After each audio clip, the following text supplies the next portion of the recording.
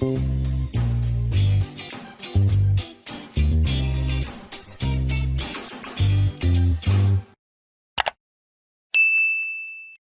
நான் Sapthina. Welcome back to Sapthina's kitchen. இன்னைக்கு நம்ம ஒரு சூப்பரான காரசாரமான முட்டை சுக்கா எப்படி பண்ணுறது பார்க்க போகிறோம். அதே டைமில் எல்லாருக்கும் பிடிச்ச பருப்பு குழம்பு. இப்போ இந்த ரெசிபிக்கு தேவையான பொருட்கள் பார்த்தலாமா?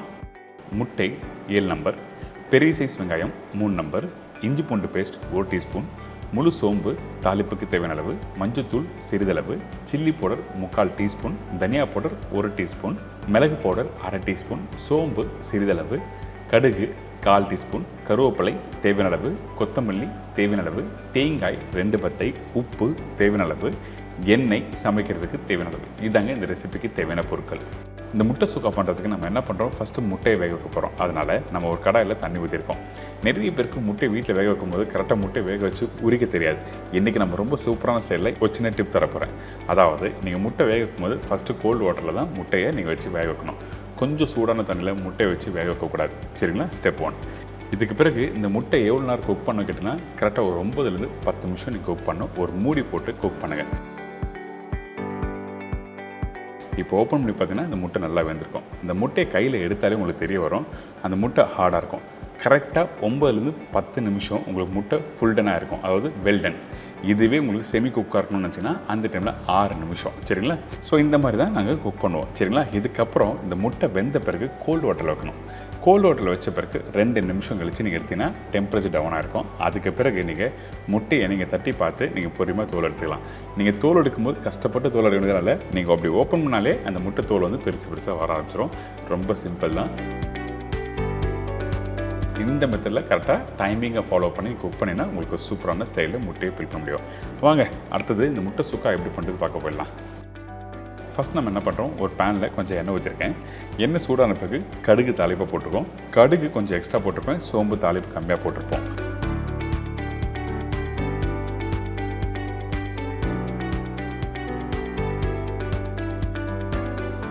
இந்த சோம்பு நல்லா பொரிஞ்சு வர டைமில் நம்ம என்ன பண்ணுறோம், பொடிசாக கட் பண்ணி வச்சுருக்கேன் இந்த வெங்காயம் நல்லா பெரிய சைஸ் வெங்காயம் 3 வெங்காயத்தை பொடிசாக கட் பண்ணி போட்டிருக்கோம். இதுக்கப்புறம் பச்சை கருவேப்பிலை இதெல்லாம் போட்ட பிறகு நம்ம நல்லா வதக்க ஆரம்பிக்கிறோம். இந்த வெங்காயம் வதக்கிற பக்கம் என்ன கேட்டிங்கன்னா கோல்டன் ப்ரௌன் கலர் வரணும், அதாவது பொன் நிறத்தில் வந்து நல்லா வதக்கிருக்கணும்.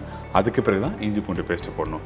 இதுவே வெங்காயம் நீங்கள் ஹாஃப் டன் பண்ணிவிட்டு அதுக்கப்புறம் இஞ்சி பூண்டு பேஸ்ட் போட்டுனா இனிப்பு தன்மை டேஸ்ட் அப்படியே இருக்கும். அந்த மாதிரி இருந்தால் உங்களுக்கு காரம் கொடுக்காது. அந்த ஒரு காரணத்துக்காக தான் இந்த மாதிரி வெங்காயத்தை நல்லா வதக்கிட்டு அதுக்கு பிறகு இஞ்சி பூண்டு பேஸ்ட்டு போடுறோம். இப்போது இந்த இஞ்சி பூண்டு பேஸ்ட்டு போட்ட பிறகு திருப்பி நல்லா வதக்க ஆரம்பிக்கிறோம். இந்த இடத்துல நம்ம என்ன பண்ணுறோன்னா கொஞ்சமாக தண்ணி ஊற்றுறோம். எதுக்காக கேட்டோன்னா அந்த வெங்காயம் இன்னும் கொஞ்சம் நல்லா வதங்கினா கருக ஆரம்பிச்சிடும். அந்த ஒரு காரணத்துக்காக நம்ம ஃபஸ்ட்டு தண்ணி கொஞ்சம் ஊற்றுறோம். அதுக்கு பிறகு பவுடர் மசாலா யூஸ் பண்ண போகிறோம்.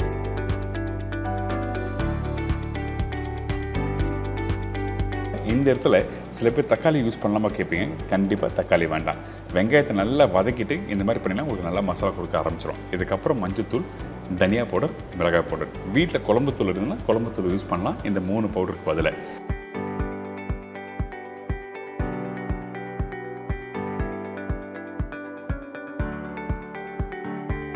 இப்போது இந்த பவுடர் மசாலா போட்டாச்சு. போட்ட பிறகு அந்த எண்ணெயிலேயே நல்லா வதக்க ஆரம்பிங்க. ஒரு 2 செகண்ட் நல்லா வதங்கணும். தொக்கு மாதிரி ரெடி ஆகும். இதுக்கு பிறகு நம்ம என்ன பண்ணுறோன்னா கொஞ்சமாக தண்ணி ஊற்றி திருப்பி குக் பண்ண ஆரம்பிக்கிறோம். குறைஞ்சபட்சம் ஒரு 2லேருந்து 3 நிமிஷம் நல்லா குக் பண்ணணும். இந்த மசாலாவோட பச்சை வாசனை போன பிறகு தான் முட்டை இதில் ப்ளேஸ் பண்ணுறோம். அதே டைமில் கொஞ்சம் உப்பு, கொத்தமல்லி போட்டு திருப்பி குக் பண்ண ஆரம்பிக்கிறோம்.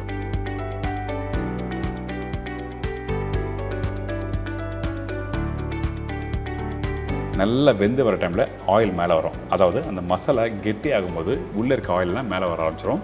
அதுக்கு பிறகு நம்ம என்ன பண்ணுறோம்னா நம்மக்கிட்ட இருக்க இந்த தேங்காய், இந்த 2 தேங்காவை தேங்காய் பாலாக எடுத்து இதில் ஊற்றிருக்கேன். தேங்காய் பேஸ்ட்டு போடாது, தேங்காய் பால் மட்டும் தான் போடணும். எதுக்காக இந்த தேங்காய் பால் இந்த இடத்துல யூஸ் பண்ணுற கேட்டிங்கன்னா ரொம்ப காரமாக இருந்தாலும் சாப்பிட்றதுக்கு பிடிக்காது. கொஞ்சம் ஒரு மைல்டான ஒரு டேஸ்ட் கொடுக்க தான் அந்த தேங்காய் பால் இந்த இடத்துல போட்டிருக்கோம்.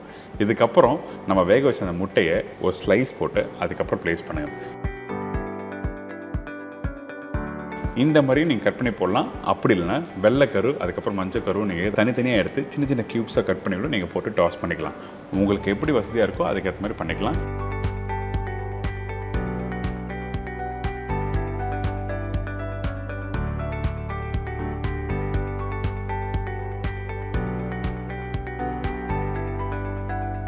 இந்த முட்டையை இதில் ப்ளேஸ் பண்ணி முடிச்ச பிறகு திருப்பி ஒரு 3 நிமிஷம் நல்லா குக் பண்ணோம். அப்போ தான் அந்த காரம் எல்லாமே வந்து இதில் நல்லா இறங்க ஆரம்பிக்கும் இந்த முட்டையோட.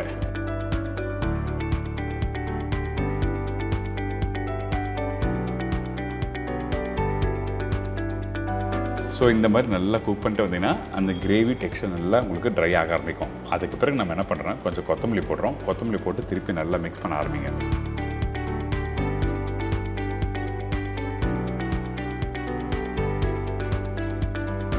ஒரு ஸ்டேஜுக்கு மேலே வந்து மிளகுத்தூள் எப்பவுமே கடைசியாக தான் போடணும். எடுத்த உடனே நீங்கள் போட்டுறாதீங்க. அப்படி மிளகுத்தூள் நீங்கள் ஃபஸ்ட்டே போட்டோன்னா கசப்படுறதுக்கும் வாய்ப்பு இருக்குது. அதனால் கடைசியாக மிளகுத்தூள், கொஞ்சம் சோம்பு, பச்சை கருவேப்பிலை, கொத்தமல்லி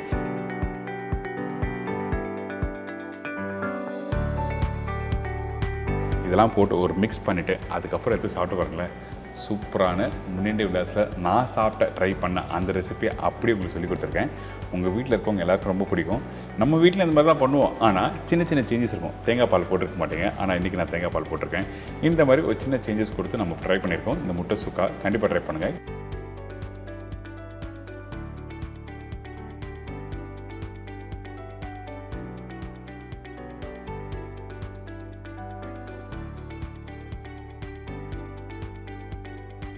இதை தொடர்ந்து ஒரு சூப்பரான பருப்பு குழம்புக்கு தேவையான பொருட்கள்: துவரம்பருப்பு 1 கப்பு, பாசிப்பருப்பு 1/4 கப்பு, வெங்காயம் 2 நம்பர், தக்காளி 4 நம்பர், காய்ந்த மிளகாய் 6லேருந்து 8 நம்பர், பூண்டு 15லேருந்து 18 பல்லு, பெருங்காயம் 1/4 டீஸ்பூன், மஞ்சத்தூள் 1/2 டீஸ்பூன், சில்லி பவுடர் 1/4 டீஸ்பூன், தனியா பவுடர் 1 டீஸ்பூன், கருவேப்பிலை தேவையான அளவு, கொத்தமல்லி தேவையான அளவு, கடுகு 1/4 டீஸ்பூன், சீரகம் 1/4 டீஸ்பூன், உப்பு 2 டேஸ்ட், ஆயில் குக் பண்ணுறதுக்கு தேவையான அளவு, கீ 3 டேபிள் ஸ்பூன்.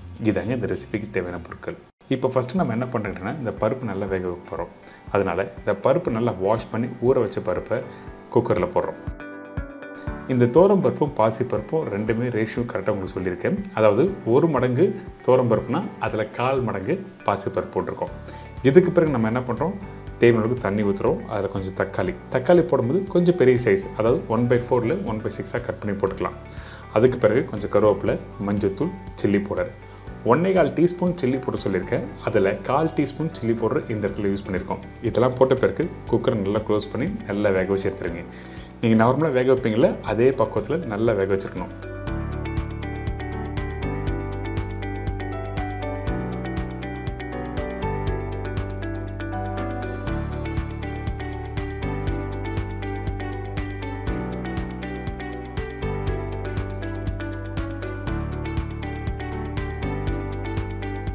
இந்த பருப்பு வேக வைக்கிற பக்குவம் ரொம்ப இம்பார்ட்டன்ட். அதாவது அந்த பருப்பு சில பேர் வேக வச்ச பிறகு முழுசாக இருக்கும்.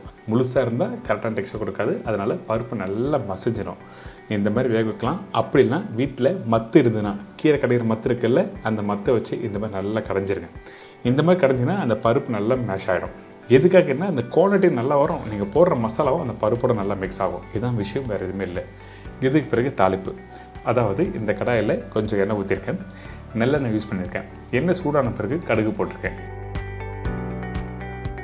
இந்த கடுகு நல்லா பொரிஞ்சு வரும் பார்த்தீங்களா, அந்த டைமில் சீரகம் போடுறோம். கடுகு பொரிஞ்ச பிறகு தான் சீரகம் போடணும்.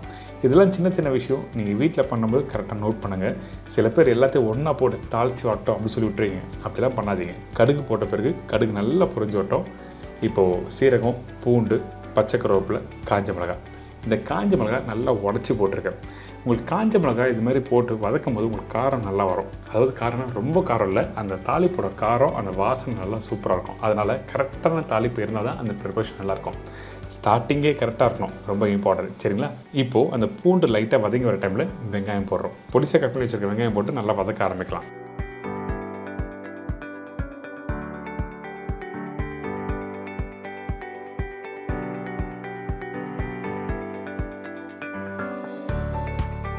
இந்த வெங்காயம் கொஞ்சம் லைட்டாக வதங்கி வர டைமில் தக்காளி போட்டிருக்கேன். தக்காளி பெரிய சைஸ் தக்காளி யூஸ் பண்ணியிருக்கேன். இந்த தக்காளி 4 தக்காளி சொல்லியிருக்கேன். அதில் 3 தக்காளி இந்த இடத்துல போட்டிருக்கோம். 1 தக்காளி வேக வைக்கும்போது, அதாவது பருப்போடு வேக வைக்கும்போது அதில் யூஸ் பண்ணியிருக்கேன். இதுக்கு பிறகு அந்த தக்காளி 2 நிமிஷம் வதக்குங்க. வதக்கி முடித்த பிறகு மஞ்சத்தூள் போடுறோம். இதுக்கு பிறகு சில்லி பவுடர், தனியா பவுடர். சில்லி பவுடர் 1 டீஸ்பூன் இங்கேயும் 1/4 டீஸ்பூன் வேக வைக்கும்போது யூஸ் பண்ணியிருக்கேன். தனியா பவுடர் இதில் போட்டாச்சு, உப்பும் போட்டாச்சு. இதுக்கு பிறகு இந்த வெங்காயம் தக்காளி வதக்கிற பக்குவம் எப்படி கிட்டுன்னா, தக்காளி நல்லா மசியக்கூடாது. கொஞ்சம் 2 நிமிஷம் நல்லா வதக்கிட்டு அதுக்கு பிறகு கொஞ்சமாக தண்ணி ஊற்றி ஒரு 2லேருந்து 3 நிமிஷம் நல்லா கொதிக்கிட்டோம். அதே டைமில் கொஞ்சம் பெருங்காயம் போட்டிருக்கேன். திருப்பி சொல்கிறேன், தக்காளி மேஷ் ஆகக்கூடாது. அப்படி தக்காளி மேஷ் ஆனால் உங்களுக்கு கிரேவியோட டெக்ஸ்சர் மாறும். நீங்கள் இந்த டால் ப்ரிப்பரேஷன் முடித்த பிறகு, அதாவது இந்த குழம்பு ப்ரிப்பரேஷன் முடித்த பிறகு தக்காளி அப்படியே முழுசு அங்கங்கே தெரியும். அதில் கொத்தமல்லி போடும்போது அந்த பருப்போடு சேர்த்து சாப்பிடும்போது சூப்பராக இருக்கும். அதனால தான் தக்காளி மேஷ் ஆகக்கூடாது சொல்கிறேன்.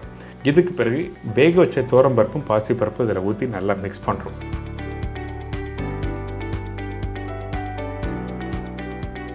மிக்ஸ் பண்ணிவிட்டு இதில் தேவையான அளவுக்கு தண்ணி ஊற்றி குக் பண்ணுறோம். ரொம்ப தண்ணி வேண்டாம், கரெக்டான அளவுக்கு உங்களுக்கு ஏற்ற மாதிரி நீங்கள் தண்ணி ஊற்றிக்கலாம். அது மட்டும் இல்லை, இந்த பருப்பு நீங்கள் போட்ட பிறகு ரொம்ப நேரம் கொதிக்கக்கூடாது. அப்படி கொதிச்சதுன்னா கண்டிப்பாக இந்த டேஸ்ட் மாறும். அதனால் கரெக்டான அளவுக்கு தண்ணி ஊற்றின பிறகு ஒரு 2 நிமிஷம் இல்லை 3 நிமிஷம் நல்லா கொதிக்க விடுங்க. அதுக்கப்புறம் அந்த பருப்பும் அந்த மசாலா எல்லாம் சேரும் பார்த்தீங்களா, அதுக்கு பிறகு கொஞ்சம் கொத்தமல்லியில் தாராளமாக நீங்கள் கொத்தமல்லி போடலாம்.